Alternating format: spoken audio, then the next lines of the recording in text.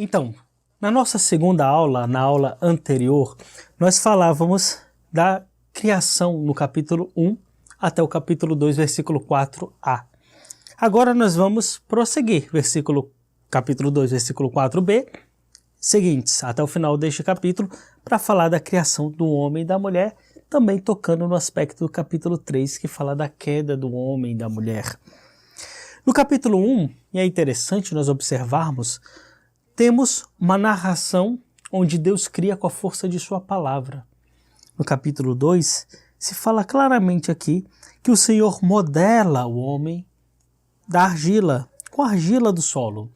Ou seja, são traços que nós chamamos de antropomórficos. Se dá como que forma humana a Deus.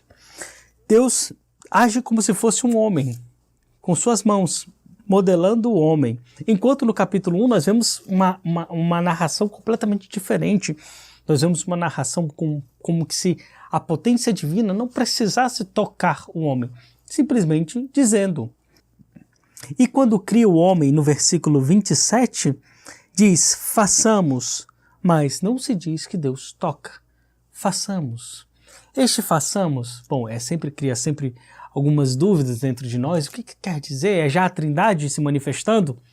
Pode ser um pequeno sinal, sim, da Trindade, mas um judeu que escreveu, ele não tinha isso em mente, porque ele não poderia haver em mente a Trindade. A Trindade é revelada somente em Jesus Cristo. Então, nós podemos dizer que a intenção do autor não foi colocar a Trindade, apesar de que nós sabemos de que o Espírito tem uma intenção bem mais profunda do que os autores bíblicos.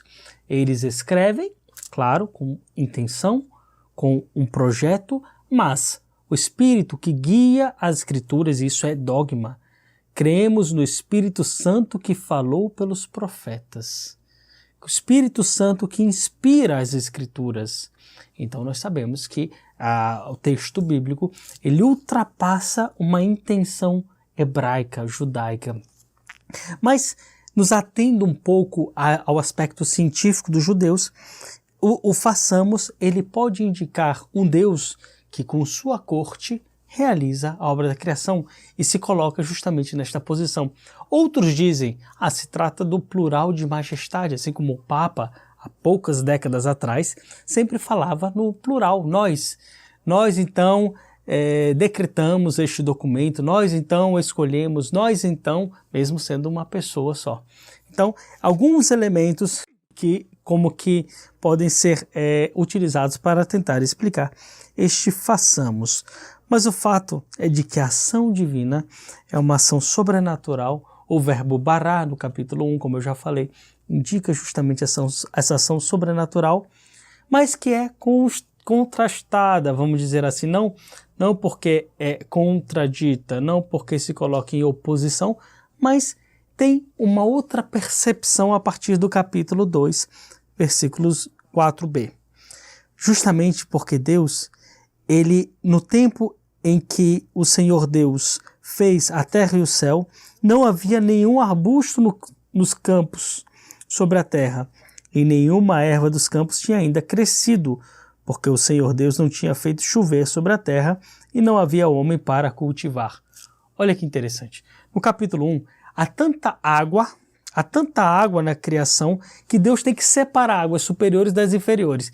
Tem que separar o continente dos mares. Há uma abundância de água.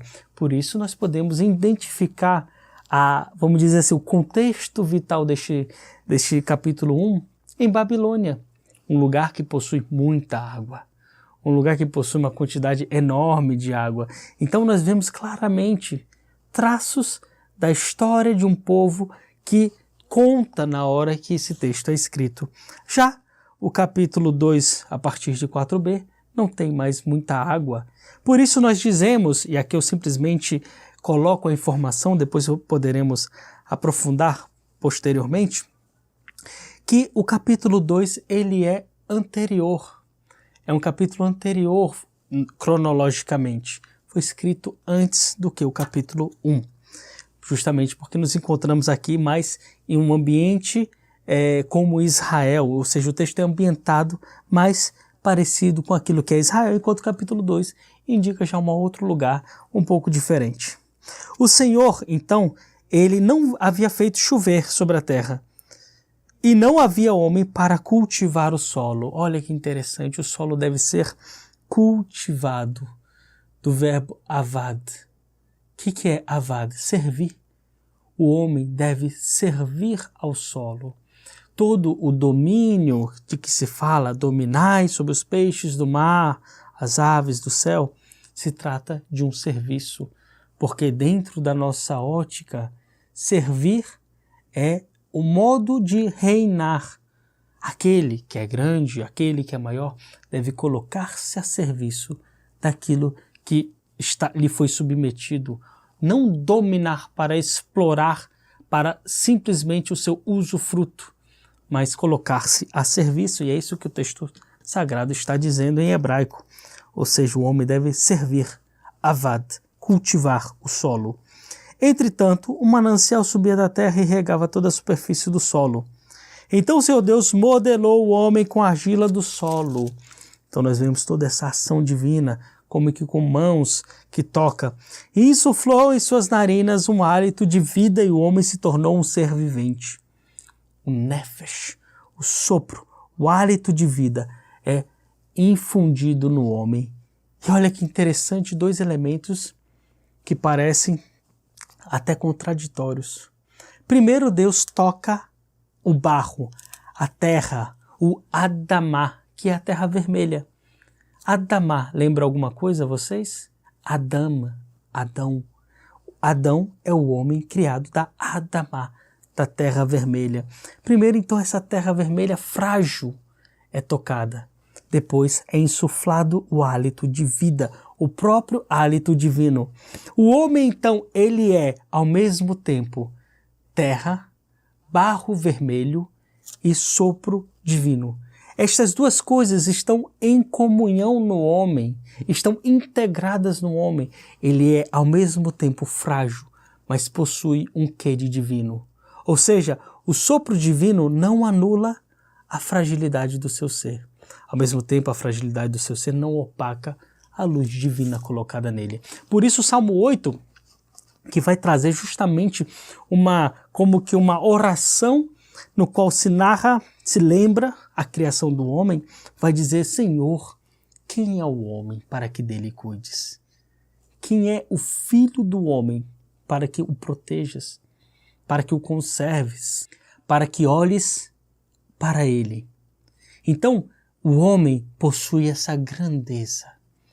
Pouco abaixo de Deus o fizeste, diz o Salmo 8. De glória e esplendor o coroaste. Glória e esplendor são atributos divinos que o Salmo 8 coloca como se Deus mesmo, atenção, é Deus mesmo que está coroando o homem de glória e de esplendor. Glória e esplendor fazem parte de uma coroa que Deus, o próprio Deus, coloca sobre o homem. Então olha daí a grandeza. Mas este homem também é frágil.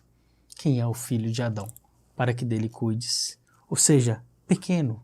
Olhando o céu e as estrelas, eu me pergunto, é o que diz o Salmo, quem é o homem? Porque essas coisas são tão maravilhosas, tão imensas, e no entanto, tu olhas para este ser.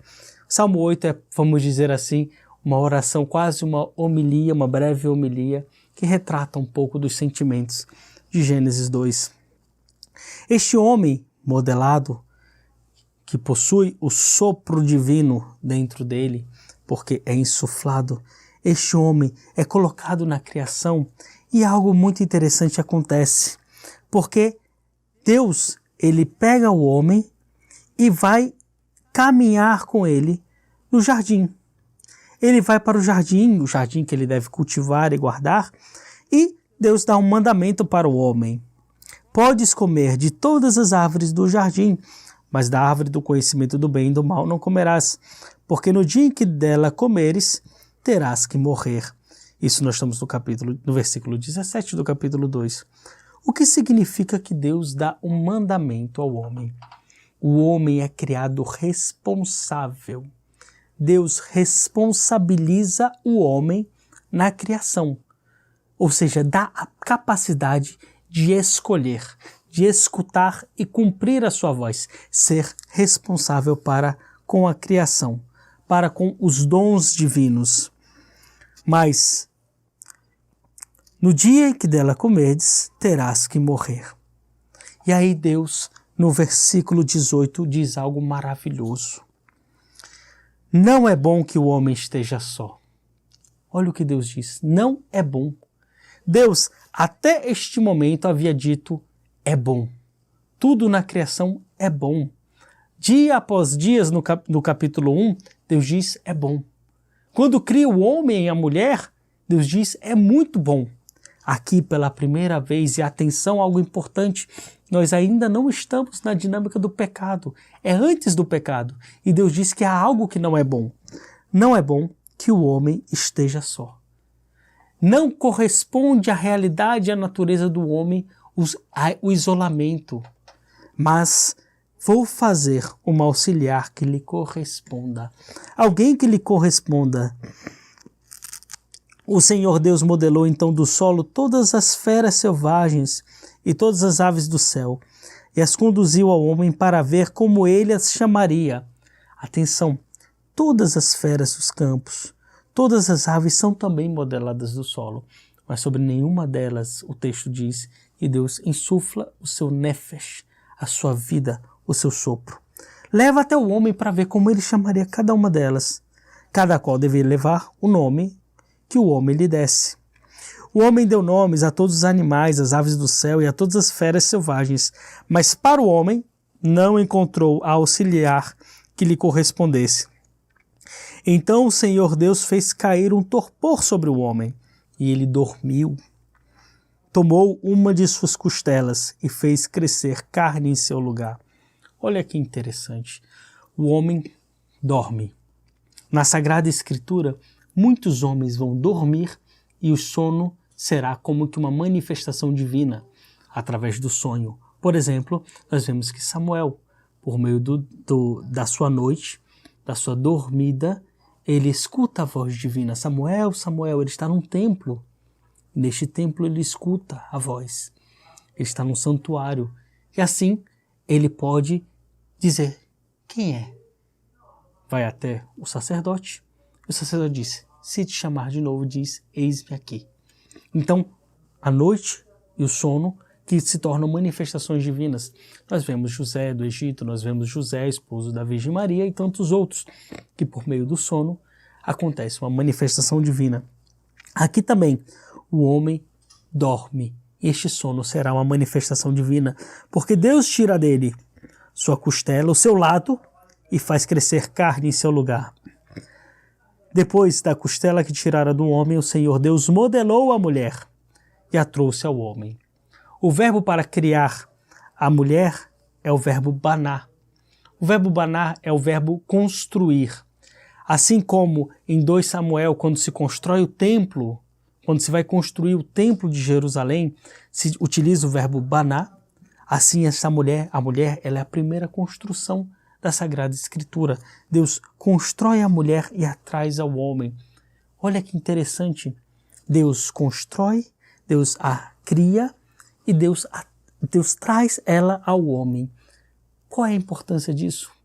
A mulher é um dom para o homem. Não é o homem que a possui. A mulher é um dom para o homem. Ela é um dom. Ela é dada por dom. Não é o homem que cria, que vai atrás, que com todas as suas iniciativas e boas vontades faz alguma coisa para si. Não. Aquela que lhe corresponde de verdade é um dom divino. Deus a entrega, a dá ao homem. Dá como dom. Então o homem exclamou, esta sim, é osso de meus ossos e carne de minha carne. Ela será chamada mulher porque foi tirada do homem. Olha que interessante. Será chamada mulher. Aqui nós encontramos o que na teologia bíblica nós chamamos de passivo divino. Quando se coloca no modo passivo do verbo, justamente para se atribuir a Deus a ação. Deus levou o homem para dar o nome a todos os seres. Como o homem chamasse, assim seriam chamados. Mas, no caso da mulher, não. Osso dos meus ossos, carne da minha carne, ela será chamada mulher. O homem não diz, eu a chamarei mulher. Será chamada mulher. É Deus mesmo que a chama de mulher. Ou seja, o homem não possui sobre a mulher uma dominação. O homem possui sim, a recebe por dom divino. E o que segue é também importante para mostrar a graça desta união. Por isso o homem deixa seu pai e sua mãe, se une à sua mulher e eles se tornam uma só carne. Uma só carne. Bazar Echad. Uma só carne. O termo Echad é um termo também utilizado no credo de Israel. Adonai Echad. O Senhor é um. Então, homem e mulher que se unem em monogamia será um reflexo da monolatria, da relação entre Deus e o povo. Tanto que a idolatria é comparada por tantos profetas que utilizam-se da simbólica esponsal, como por exemplo Oséias é um grande profeta, vai ser considerada como prostituição. A prostituição é sinal da idolatria, justamente aquele que se une a muitas mulheres. O capítulo 3, que vai narrar a queda do homem e da mulher, a relação, ele vai ser muito estratégico para mostrar qual era a situação do homem e da mulher e qual se torna a situação do homem e da mulher. Se no começo nós temos a harmonia, porque nós vemos osso dos meus ossos, carne da minha carne, será chamada mulher, ou seja, não há dominação, mas há dom. Nós vemos depois uma contraposição a partir do pecado, capítulo 3, versículo 16. Conhecemos o fato, conhecemos a serpente que oferece o fruto da morte. Atenção, aquele fruto que Deus havia proibido Adão de comer, responsabilizando Adão, dizendo, tu és responsável, tu és capaz de responsabilidade no plano da criação. Então, quando se oferece, primeiro Adão e Eva percebem ao comer que estão nus, que estão em estado de pobreza e têm vergonha um do outro, ao passo que antes não havia esta vergonha. Depois nós percebemos algo bem interessante. Deus, ele pergunta ao homem o que foi que aconteceu. Primeiro diz, onde estás? E aí o homem diz, ouvi teu passo no jardim, tive medo porque estou nu e me escondi. Ele retomou, Deus retomou, quem te fez saber que estavas nu? Comeste então da árvore que te proibi de comer? O homem respondeu, a mulher que puseste junto de mim me deu da árvore e eu comi. Olha só já que diferença entre o capítulo 2 e o capítulo 3. Da harmonia do Deus que passeava com Adão no jardim e lhe levava para dizer e colocar o nome nos seres que eram criados, agora Adão se esconde junto com Eva. Não somente, ele ainda culpabiliza Deus por aquilo que aconteceu. A mulher que colocaste ao meu lado, a mulher que tu colocaste ao meu lado, ou seja, Deus agora para o homem se torna o culpado. O pecado é justamente aquele momento em que o homem se torna cego. Não consegue mais reconhecer a grandeza, a beleza divina. E aí começa a culpar o próprio Deus. Quanta ousadia por parte do homem. A mulher que puseste junto de mim me deu da árvore e eu comi. O Senhor então disse para a mulher, que fizeste? A mulher respondeu, a serpente me seduziu e eu comi. O homem culpa a Deus e a mulher, contrariamente àquela responsabilização que nós víamos no capítulo 2, versículo 14, ou aliás, no versículo 16, podes comer de toda a árvore, mas não desta. O homem agora se torna um irresponsável, culpabilizando outros por seus males. A mulher também se esquiva e diz, foi a serpente. Mas algo extraordinário se manifesta. Maldade humana, sim. Mas olha que extraordinário a ação divina. Enquanto ao homem, Deus pergunta o que foi que aconteceu. Onde estás? A mulher, Deus pergunta, o que foi que aconteceu? A serpente, Deus não pergunta. Deus simplesmente diz, a serpente me seduziu e eu comi, diz a mulher. Então Deus logo lança o veredicto. Deus disse à serpente: por que fizeste isso? És maldita entre todos os animais domésticos e todas as feras selvagens. Caminharás sobre o teu ventre e comerás poeira todos os dias de tua vida, por hostilidade entre ti e a mulher, entre tua descendência e a dela. Ela te esmagará a cabeça, tu lhe ferirás o calcanhar. Ou seja, a serpente, ou seja, ao mal, Deus não dialoga com o mal. Deus não responde ao mal diretamente. Deus dá uma resposta para o homem sobre a situação do mal. Mas Deus não fala com aquele que é maligno. Deus não entra em relação com ele. A mulher, Deus diz, que vai multiplicar suas dores, de suas gravidezes. Na dor darás luz, teu desejo te impelirá ao marido, e ele te dominará. Ou seja, nós tínhamos antes uma relação harmônica, uma relação osso dos meus ossos, carne da minha carne. Agora nós temos uma situação de domínio, nós temos agora uma situação em desarmonia. Também o homem diz: porque escutaste a voz de tua mulher, comeste da árvore que eu te proibira de comer, maldito és o solo por causa de ti, com o sofrimento dele te nutrirás todos os dias de tua vida. Ele produzirá para ti espinhos e cardos, e comerás as ervas dos campos. Os espinhos nascem só a partir do pecado. Então, o espinho é colocado na criação somente a partir deste mal, desta raiz mal, que é o pecado. Não havia o espinho, segundo Gênesis, antes disso. Com o suor do teu rosto comerás teu pão. Isso é importante o que eu falo do espinho, porque em toda a tradição bíblica nós vamos ver outros momentos em que os espinhos vão aparecer.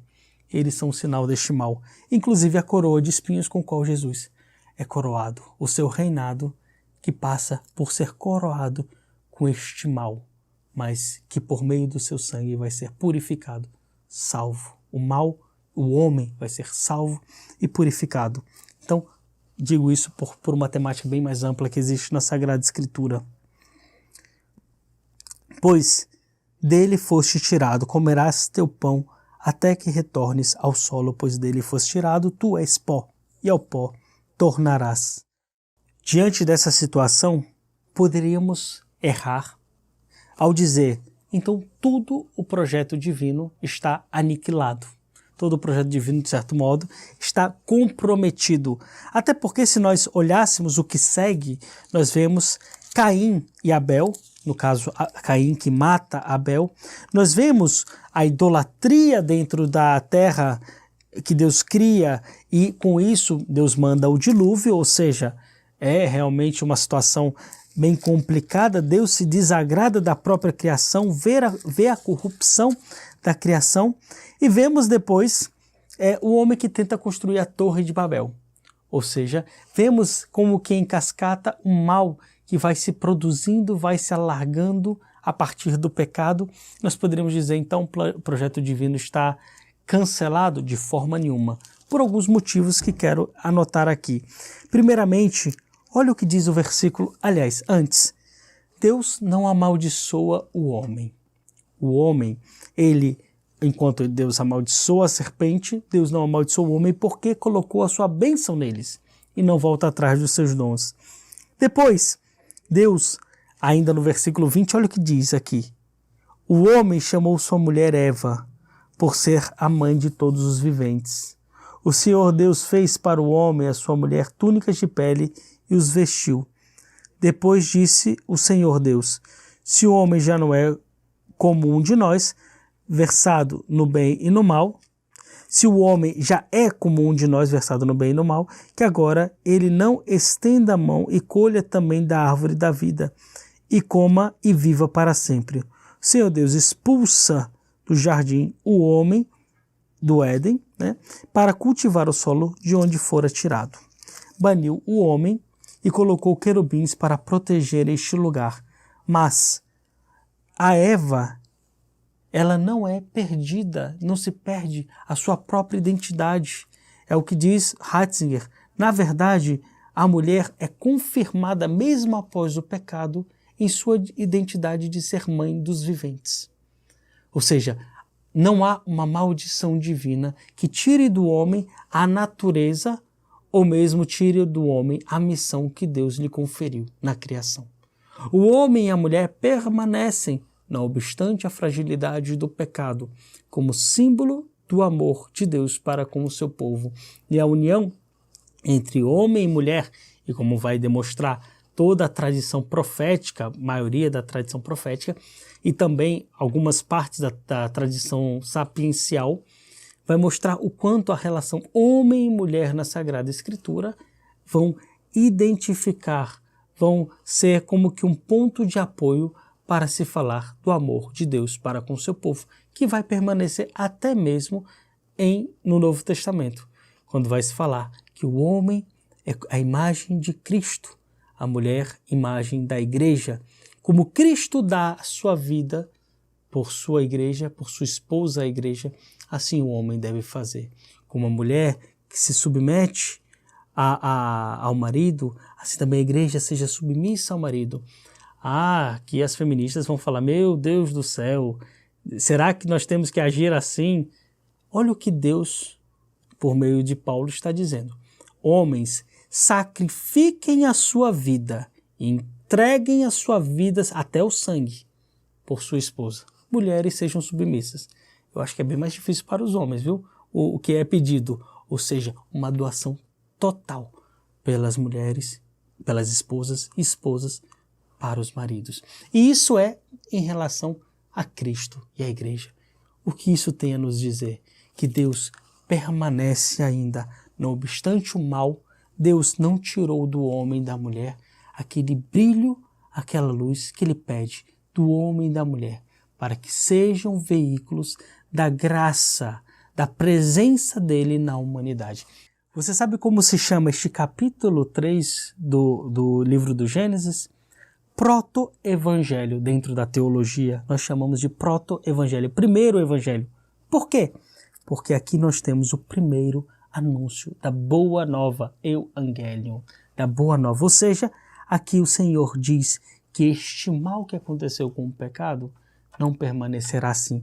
Deus já fixa a esperança da salvação ao dizer, porém hostilidade entre ti e a mulher, tua linhagem e a dela, ela te esmagará a cabeça e tu lhe ferirás o calcanhar. Ou seja, o Senhor diz, a salvação, não obstante o mal que se faz, este mal que se faz no calcanhar, é a cabeça deste mal inteiro que vai ser destruído. Proto-evangelho, esperança, salvação. O Senhor é aquele que, em meio aos nossos males e mazelas, pode e quer retirar salvação e esperança. Te aguardo para a próxima aula, nossa quarta aula.